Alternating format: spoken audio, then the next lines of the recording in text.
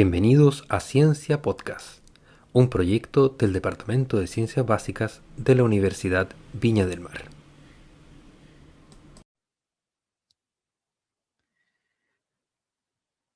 Hola chicas, hola chicos, bienvenidos a este primer capítulo de nuestros audios orientados a facilitar, ¿cierto?, el aprendizaje de los contenidos de nuestra asignatura.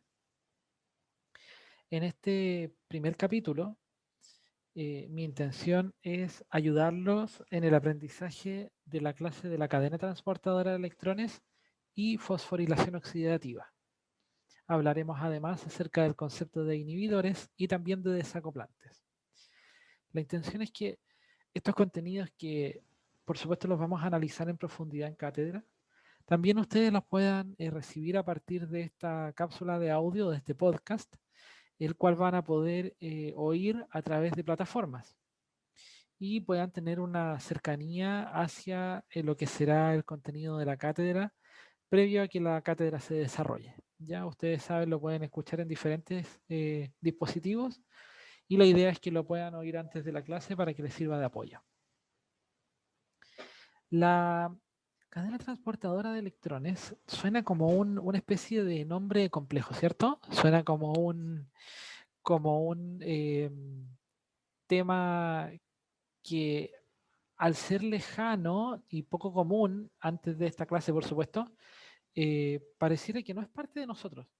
Pero fíjense que es tan fundamental como que yo les pueda decir que es el paso previo para la generación de ATP al interior de nuestra mitocondria. ¿Ya?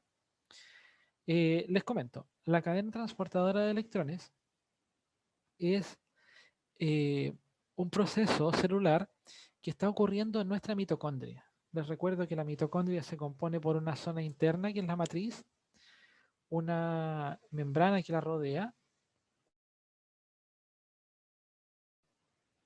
Hacia el exterior, siguiendo por la membrana, nos encontramos con el espacio intermembrana y hacia la zona más externa está la membrana externa. ¿Ya? Tiene una estructura muy similar a lo que es una célula. ¿Ya? De hecho, ahí su origen también que se remonta, ¿cierto?, a una estructura celular de menor tamaño y que fue endocitada por una estructura celular de mayor tamaño. Eh, y así se formaron las células también eucariotas, ¿cierto? Entonces, en la membrana interna de esta mitocondria, ya recuerden entonces, por fuera de la matriz, ya tenemos la membrana interna, se encuentra alojada la cadena, la cual está compuesta de 4 complejos, el complejo 1, el complejo 2, el complejo 3 y el complejo 4, los cuales tienen dos funciones. La primera, como lo dice su nombre, es transportar electrones desde el complejo 1 o desde el complejo 2 hasta el complejo 4. Ya vamos a ver que hay algunas sutilezas ahí, ¿cierto?, en el transporte, porque no es que se vaya directo del complejo 1 o el 2 al 3 y al 4, sino que hay una especie de puentes por ahí, ¿ya? Eh, Fíjense además que además de llamarse complejo 1, 2, 3 y 4, tienen nombres un poco más complejos, como lo es el nombre del complejo 1, Nadache ubiquinona reductasa, ¿ya? También se nombra así. El complejo 2, succinato ubiquinona reductasa. Recuerden, ya, esto para lo que les voy a explicar luego, el inicio del nombre, Nadache. El inicio del complejo 2, succinato. El complejo 3 también se llama ubiquinona citocromo C reductasa. Ya aquí no hay mucha relación, la verdad es que quizás en ubiquinona y citocromo C, pero bueno. Y el complejo 4 tenemos la citocromo C oxidasa. ¿Ya? Entonces, como les comentaba, función de la cadena encargada de transportar electrones.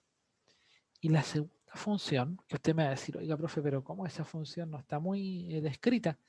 Sí, sí está súper descrita y es esencial de la cadena.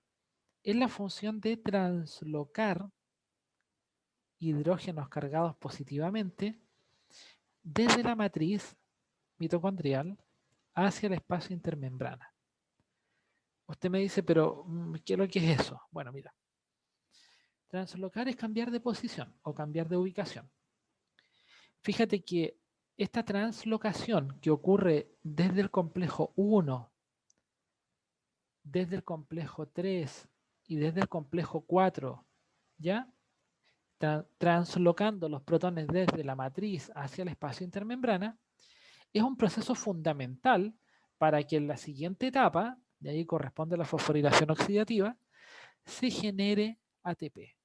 Usted me dice, wow, o sea, para ustedes quizás ahora esta función de translocar protones es tan importante como el transporte de electrones de la misma cadena, ¿ya?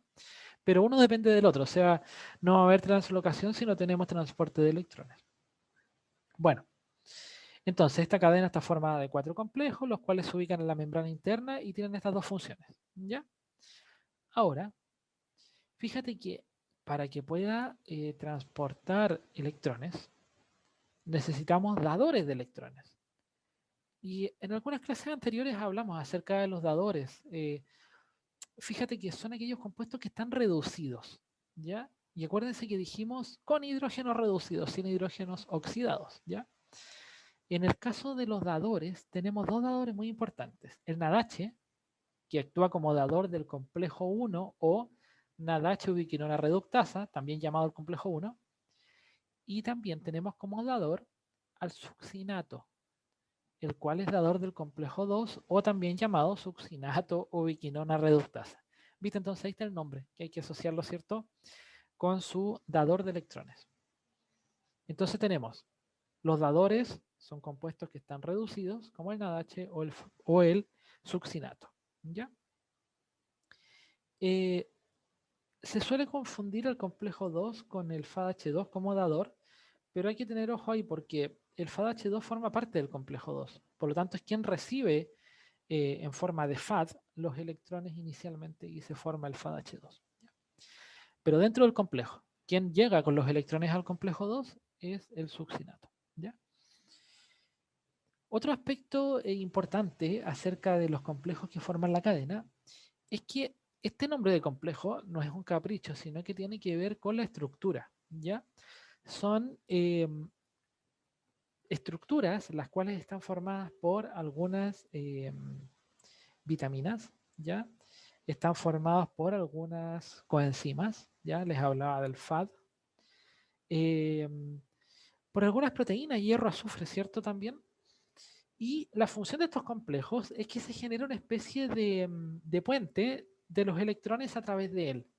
Imagínate que el complejo fuera, a ver, suponte que fuera un almohadón.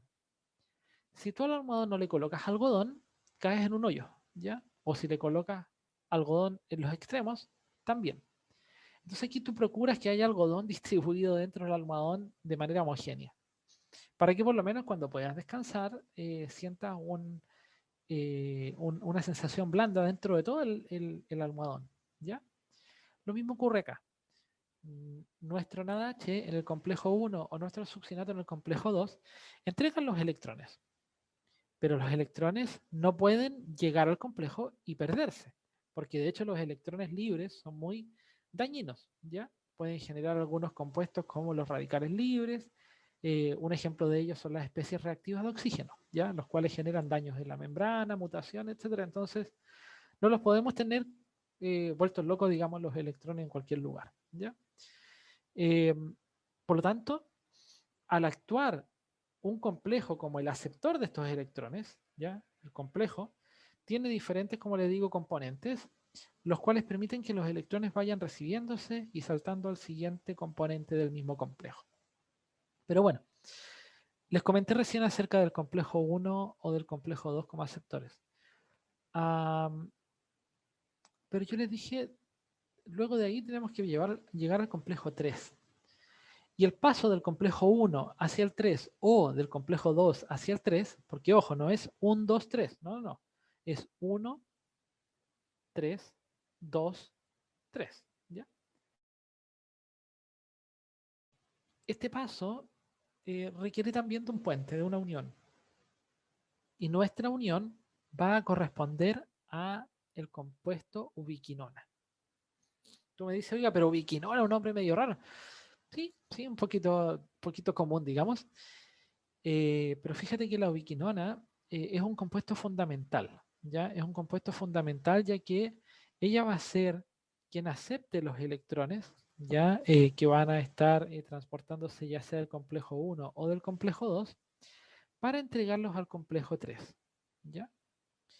Eh, Fíjate que la ubiquinona va a actuar como una especie de tren, ¿ya? Un tren que va vacío de electrones, los recibe en el complejo 1 o el 2 y los lleva hasta el complejo 3 y ahí los vuelve a entregar, ¿ya? Entonces vamos a hablar de una ubiquinona que tiene esta función de transportador, ¿cierto? De electrones desde el complejo 1 o desde el complejo 2, ¿ya? Eh, Hacia el complejo 3, ¿ya? Y este trencito va a tener dos nombres. Va a tener el nombre de ubiquinona cuando no ha recibido los electrones, es decir, cuando va vacío. Ya imagínate, el tren va vacío. Ah, mira, este tren eh, se llama ubiquinona. Y cuando la ubiquinona recibe los electrones en el complejo 1 o el 2, se llama ubiquinol. ¿Ya? Ubiquinol. Entonces, reducido o con electrones, ubiquinol, oxidado o sin electrones, ubiquinona. ¿Ya? Fíjate que la ubiquinona y el ubiquinol, si se les hace poco conocidos, tal vez se le haga mucho más conocido el nombre de coenzima Q10, ¿ya? Bastante comercializada, ¿cierto? Como fármacos, como suplementos alimenticios, ¿ya? La coenzima Q10. Bueno, una vez que llegamos con estos electrones hasta el complejo 3, el complejo 3 los va a entregar, por supuesto circulando los electrones a través de él, a el complejo 4, pero nuevamente la distancia es demasiado larga como para que los electrones puedan saltar desde el 3 al 4, ¿ya? Y también utilizamos un puente que corresponde al citocromo C, ¿ya?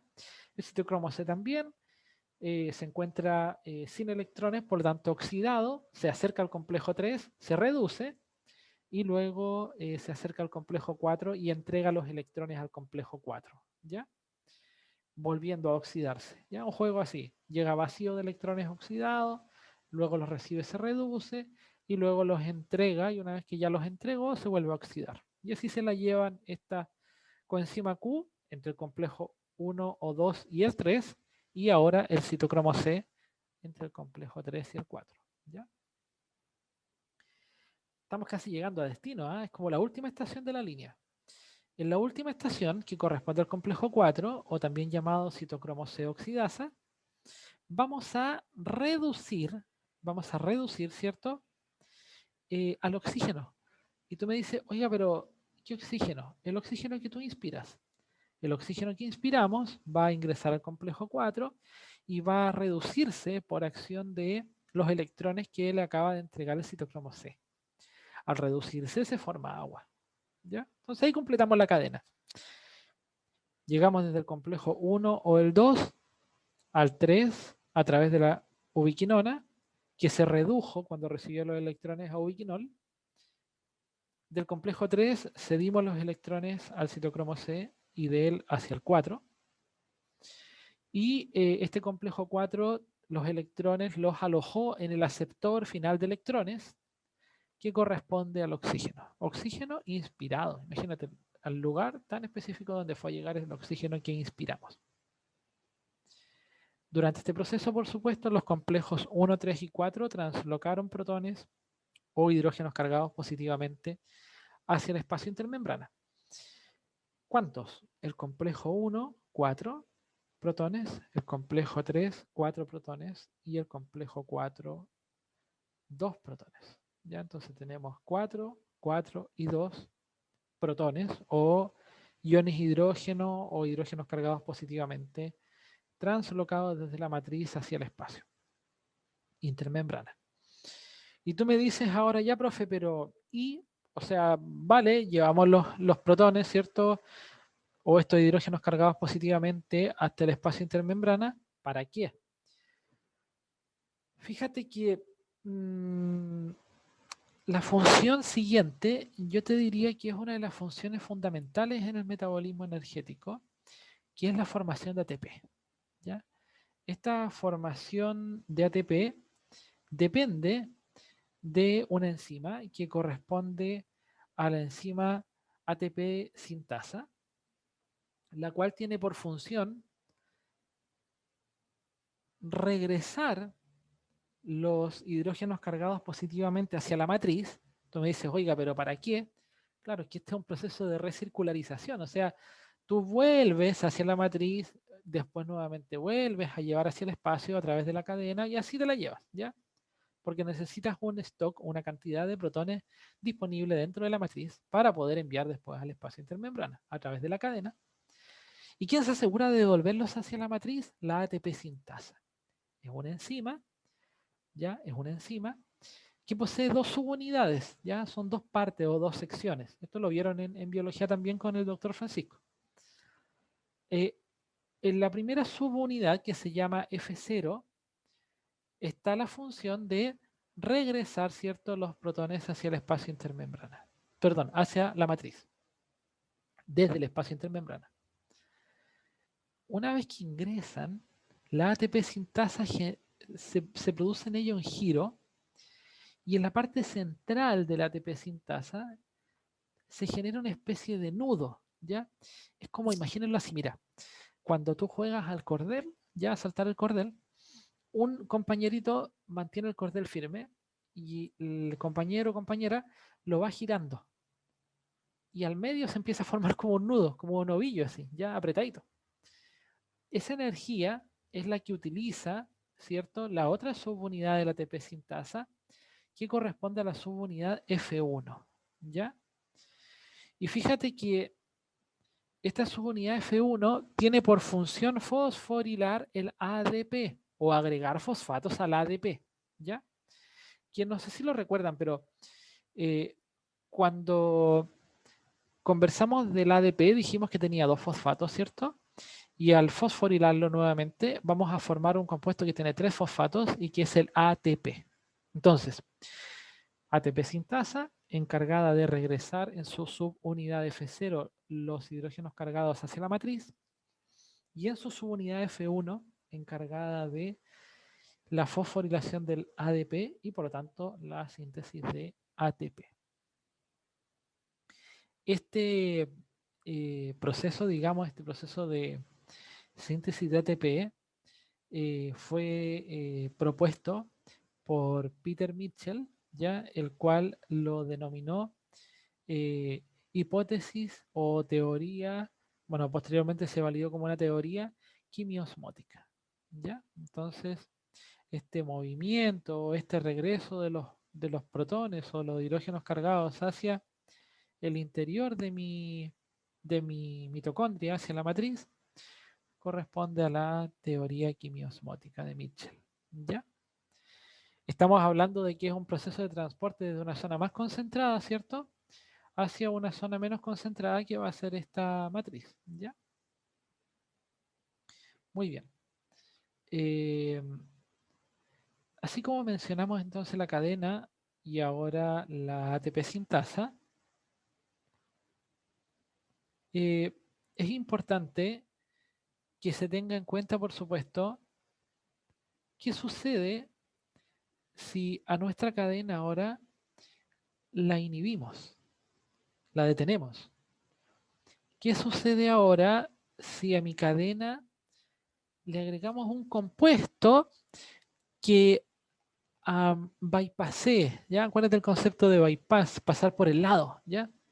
A la ATP sintasa. ¿Qué sucede? ¿Ya? Conversemos un poco de eso. Por ejemplo, ¿qué sucederá si nosotros inhibimos el complejo 1?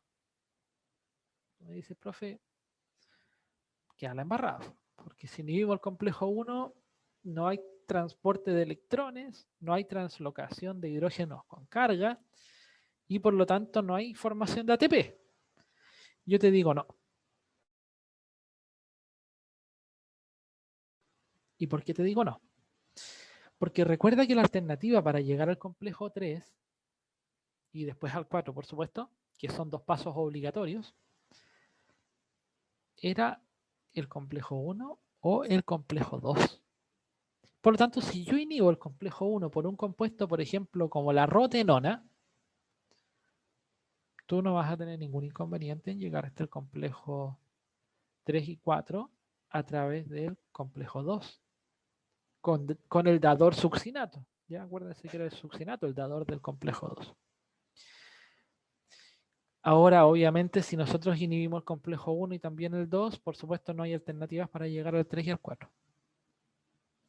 ¿Qué sucede si nosotros inhibimos el complejo 3 con un compuesto denominado antimicina A? ¡Wow! Si inhibimos el complejo 3, no tenemos alternativa de cómo llegar al 4 porque el 3 es obligatorio. Ya es como que tú vas en un camino donde tenías dos maneras de entrar, un puente o el otro puente, listo. Pero ya entraste al camino y en ese camino no hay alternativas, solo hay que caminar por esa vía. Si esa vía se cortó, no hay manera de llegar al final. Aquí igual.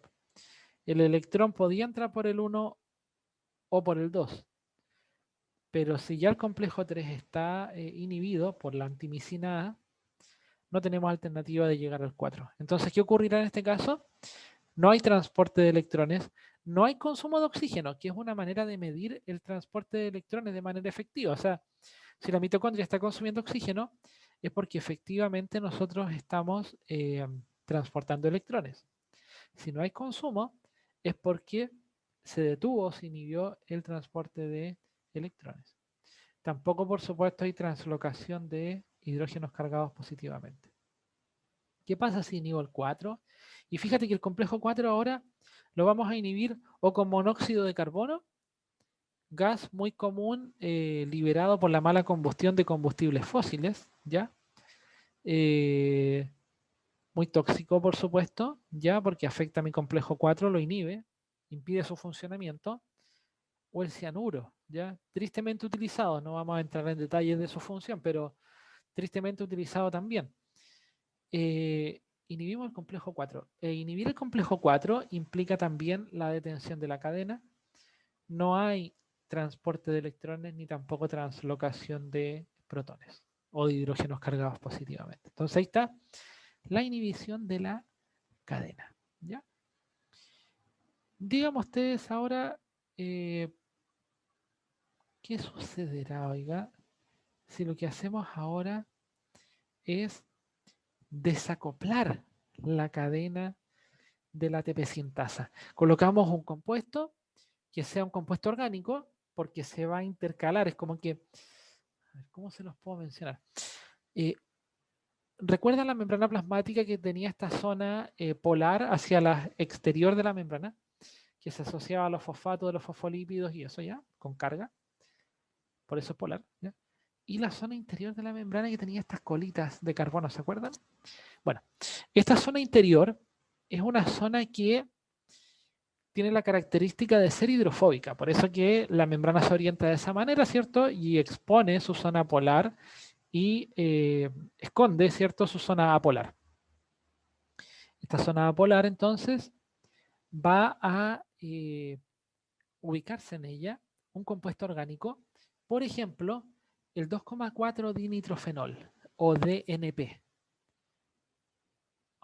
Fíjate que el DNP se incrusta en la membrana interna y permite el ingreso de los hidrógenos cargados positivamente hacia la matriz, pero con la desventaja de que no estamos utilizando, ¿cierto?, la ATP sintasa con su subunidad F1 para formar el ATP. Entonces tú dices, wow, ya. ¿Qué es lo que ocurre en este caso? ¿Hay consumo de oxígeno? Sí, porque efectivamente la cadena está funcionando. ¿Hay formación de ATP? Sí hay, pero en menor cantidad, porque tiene esta alternativa, el protón o el hidrógeno cargado, de ingresar a través del DNP. Entonces puede bypassear a la ATP sintasa. ¿Ya? No es que le caiga mejor el DNP o la ATP sintasa, sino que está en la opción, ¿ya? Y va a escoger la que esté disponible en ese momento, este hidrógeno con carga para ingresar de nuevo hacia la matriz, ¿ya? Fíjate que con el uso de este desacoplante como el DNP, el consumo de oxígeno aumenta. Y ustedes me dirán, pero ¿por qué aumenta? Fíjate lo siguiente.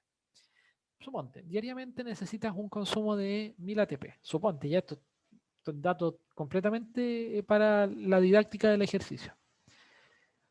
y estás utilizando un fármaco que contiene el desacoplante. ¿Qué es lo que va a hacer el desacoplante? Va a disminuir la formación de ATP y ya no vas a producir 1000, sino que vas a producir 800. De alguna manera, tu organismo se va a preocupar de que alcancemos esos 1000 ATP, que es el consumo mínimo. Y en este caso, ¿qué es lo que hace? Genera una activación de las rutas catabólicas de manera tal de proveer de más NADH, de más succinato a nuestra cadena, y se va a acelerar el proceso de transporte de electrones hasta el complejo 4 y con ello el consumo de oxígeno. Acuérdense que el complejo 4, en él se reducía el oxígeno inspirado para formar agua. ¿Ya? Entonces aceleramos el consumo de oxígeno debido a que estamos también acelerando el consumo de fuentes de energía para poder responder a estos 1000 ATP que se requerían diariamente. ¿Ya? El desacoplante ya tenía una función ahí, ¿cierto? Bien relevante en esto del metabolismo. ¿Ya?